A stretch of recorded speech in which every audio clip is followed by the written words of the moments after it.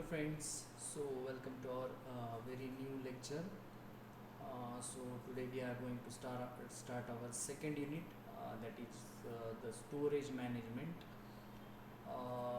आतापर्यंत आपण memory management बघितलं ऑपरेटिंग सिस्टीममधलं.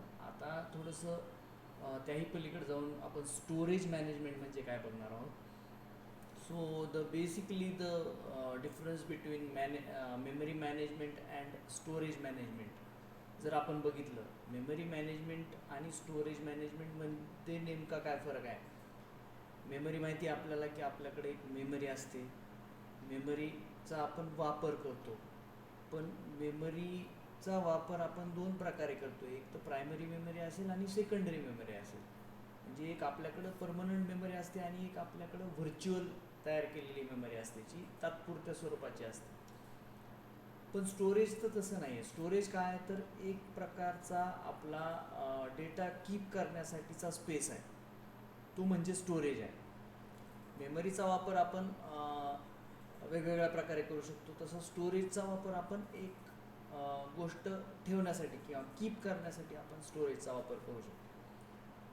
आता जर बघायला गेलं तर ऑपरेटिंग सिस्टीममधला हा सर्वात महत्त्वाचा एक पार्ट आहे, ज्याच्यामध्ये आपण स्टोरेज साठी आपण एक स्पेस केलेला आहे आणि त्या स्पेसमध्ये आपण वेगवेगळ्या फाईल्स कीप करतो. आता जर बघायला गेलं तर the file system is the most visible aspect of an operating system. आपल्याला जर बघायला गेलं तर स्टोरेज, ज्याला आपण फाईल सिस्टीम म्हणतो, फाईल सिस्टीम हा सगळ्यात म्हणजे आपल्याला मोस्टली विजिबल ॲस्पेक्ट आहे. म्हणजे आपल्याला ज्या गोष्टी दिसतात त्या आपण त्या ठिकाणी बघू शकतो, ती म्हणजे फाईल सिस्टीम. आता बघितलं आपण, आपल्याकडे सी ड्राईव्ह आहे, डी ड्राईव्ह आहे, ई ड्राईव्ह आहे. आपल्या हार्ड डिस्कची ज्या वेळेला आपण पार्टिशन करतो त्यावेळेला वेगवेगळे ड्राईव्ह्स त्या ठिकाणी तयार होतात आणि त्या ड्राईव्हमध्ये आपण काय करतो, आपला डेटा जो आहे, डेटा म्हणजे कुठला डेटा तर एक्झिक्युटेबल प्रोग्राम्स असतील, टेक्स्च्युअल डेटा असेल किंवा फोटोज असतील, म्युझिकच्या फाईल्स असतील किंवा व्हिडिओज असतील, तुमच्या मूवीज असतील, that data we are going to store. त्या आपण काय करतो, आपण तो आपल्या हार्ड डिस्कवरती स्टोअर करतो. पण तो स्टोअर करण्यासाठी त्याच्यामध्ये काही वेगवेगळ्या सेटिंग्ज आहेत किंवा वेगवेगळ्या त्याच्यामध्ये काही ॲट्रिब्यूट्स आहेत किंवा वेगवेगळ्या गोष्टी त्याच्यासाठी करून ठेवलेल्या आहेत. ती फाईल आली म्हणजे लगेच सेव्ह झाली असं नाही, तर त्याला काही वेगवेगळे प्रॉपर्टीज किंवा त्याला वेगवेगळे पॅरामीटर्स सेट केलेले आहेत. त्या पॅरामीटर्सचा सगळ्यांचा वापर करून ती फाईल त्या ठिकाणी जाऊन स्टोअर होते. तर फाईल सिस्टीम इंटरफेस आपल्याला बघायचा आहे. कुठलीही फाईल एखादी आपल्याला जर स्टोअर करायची असेल तर त्या फाईलला, प्रत्येक फाईलला ऑपरेटिंग सिस्टीममध्ये काही ॲट्रिब्यूट्स सेट केलेले असतात. जर आपण बघायला गेलं बेसिकली तर there are some attributes like name आहे. आपण जर बघितलं तर एखाद्या फाईल, कुठलीही फाईल असेल, समजा एखादी मूवी फाईल असेल किंवा कुठली एखादी ऑडिओ फाईल असेल किंवा एखादी व्हिडिओ फाईल असेल, प्रत्येक फाईलला ऑपरेटिंग सिस्टीममध्ये हे नाव असते. प्रत्येक फाईलला नाव असते, त्याचं एक्सटेन्शन असते.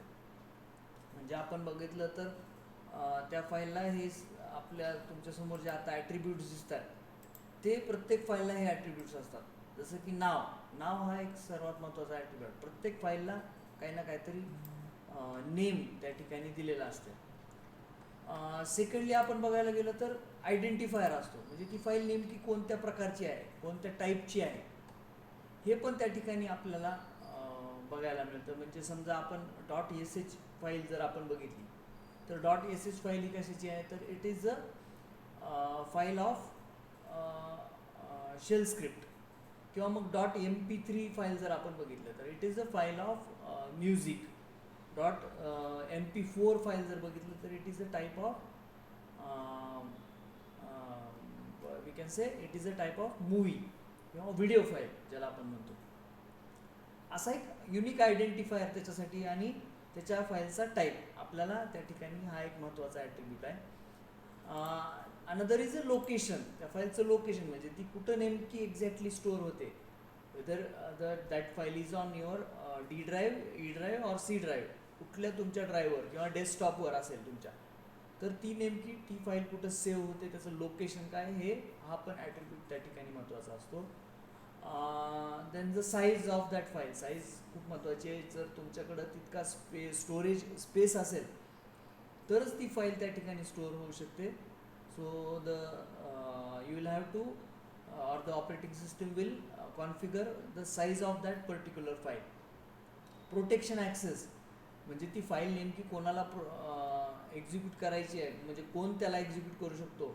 एक स्पेसिफिक युजर त्याला द्यायचा आहे का आपल्याला, किंवा एखाद्या स्पेसिफिक युजरला आपल्याला परमिशन द्यायची का, रीड राईट किंवा एक्झिक्यूटची परमिशन आपल्याला त्याला द्यायची का, हा प्रोटेक्शन ॲक्सेस पण त्या ठिकाणी त्या एक ॲट्रिब्यूट आपल्याला मिळतो. And most important is its date, time and user identification. म्हणजे त्या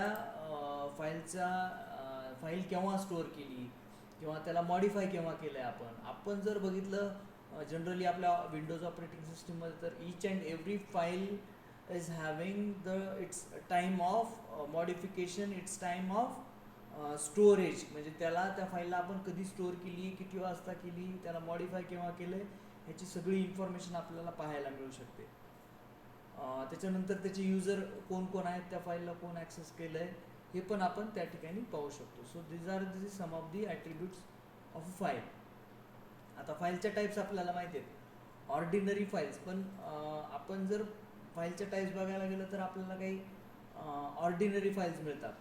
म्हणजे अशा फाईल की these are the files that contains the user information. म्हणजे एखादा युजर आहे त्याची इन्फॉर्मेशन असेल, किंवा टेक्स्ट असेल, किंवा मग डेटाबेस असेल, किंवा एखादा एक्झिक्युटेबल प्रोग्राम असेल, ह्या सगळ्या ऑर्डिनरी फाईल्स आपण ह्याला कॅटेगरायझेशन करू शकतो ऑर्डिनरी फाईल्समध्ये.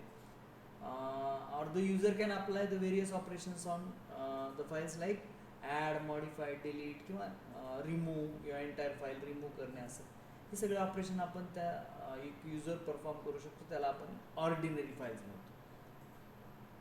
आता दुसऱ्या टाईप्स ज्या फाईल मोडतात त्या म्हणजे डिरेक्टरी फाईल्स. आता ऑर्डिनरी फाईल्स म्हणजे .sh ही पण एक ऑर्डिनरीच फाईल आहे. दुसऱ्या म्हणजे डिरेक्टरी फाईल्स. डिरेक्टरी फाईल्स तुम्हाला माहिती आहे, जी डिरेक्टरी आहे त्याला सुद्धा आपण फाईलच असं म्हणतो. डिरेक्टरी म्हणजे काय, तर एक फोल्डर.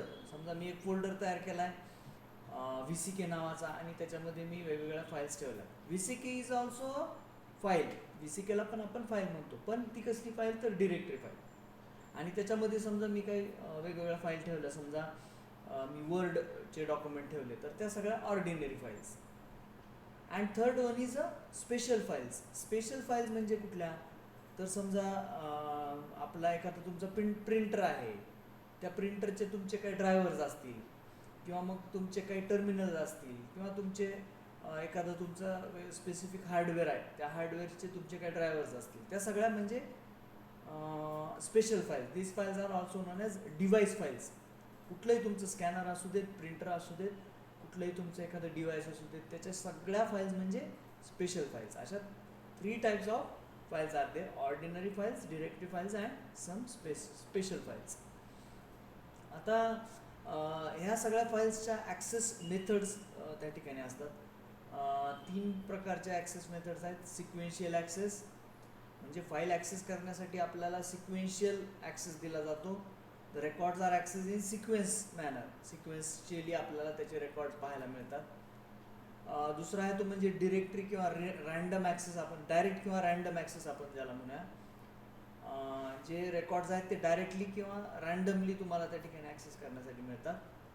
आणि इंडेक्स किंवा सिक्वेन्शियल ॲक्सेस, हे ऑपरेटिंग सिस्टीम हे कोणत्या फाईलला कोणता ॲक्सेस द्यायचा किंवा कशा प्रकारचा ॲक्सेस द्यायचा, it will decide by the operating system. Index, sequential access. समजा एखादी फाईल आहे किंवा तुमच्याकडे सर्टन फाईल्स आहेत, 10 फाईल्स आहेत, त्या 10 फाईल्सला नेमका सिक्वेन्स कसा द्यायचा, म्हणजे अल्फाबेटिकली द्यायचा का मॉडिफाय द्यायचा, किंवा विंडोजमध्ये तुम्हाला असे ऑप्शन मिळतात. You can set the index. त्याचा इंडेक्स तुम्ही सेट करू शकता. समजा एखादी फाईल तुम्हाला मिळत नाही, तर तुम्ही त्याला त्या ठिकाणी जाऊन तुम्ही त्याला इंडेक्स सेट करू शकता, की म्हणजे मॉडिफाईड सिक्वेन्स असेल, किंवा मग A to Z असेल, म्हणजे असेंडिंग टू डिसेंडिंग, असं पण त्या ठिकाणी तुम्ही सिक्वेन्स सेट करू शकता. So these are some of the access methods of the file. Next is a space allocation. which is very important that we have seen in some previous lectures. Contiguous allocation, इथं पण contiguous allocation आहे. Each file occupies a contiguous address space. प्रत्येकाला एक address space त्या ठिकाणी दिला जातो, assign केला जातो इन अ लिनियर ऑर्डर म्हणजे एका बाजूला एक त्याला लिनियरली ॲलोकेशन केलं जातं. लिंक्ड ॲलोकेशन, समजा एक फाईल आहे आणि त्याच फाईलचा दुसरा एखादा पार्ट आहे तर त्याला लिंकिंग केलं जातं. Each file carries a list of links to disk blocks. Disk ब्लॉकमध्ये सेव्ह करताना त्याला सिक्वेन्शियली जर लिंकिंग असेल तर त्या ठिकाणी सेव्ह केलं जाईल, त्याला लिंक ॲलोकेशन आपण म्हणतो. इंडेक्स ॲलोकेशन, इथं पण तो पार्ट येतो. Index block is created having all pointers to the file. एखादी फाईल आहे त्याचे काही सर्टन पॉइंटर्स असतील तर त्याला त्या ठिकाणी ॲड्रेस स्पेस अलोकेट करून त्याला त्या ठिकाणी ऑक्युपाय केलं जातं आहे. These are some of the 3 allocation techniques which are there in space allocation. So these are some of the basic points that I want to cover in the storage management. So further part we will discuss in next lecture. So if you have any doubt, query, you can ask me at any time. So this is all for today. Thank you.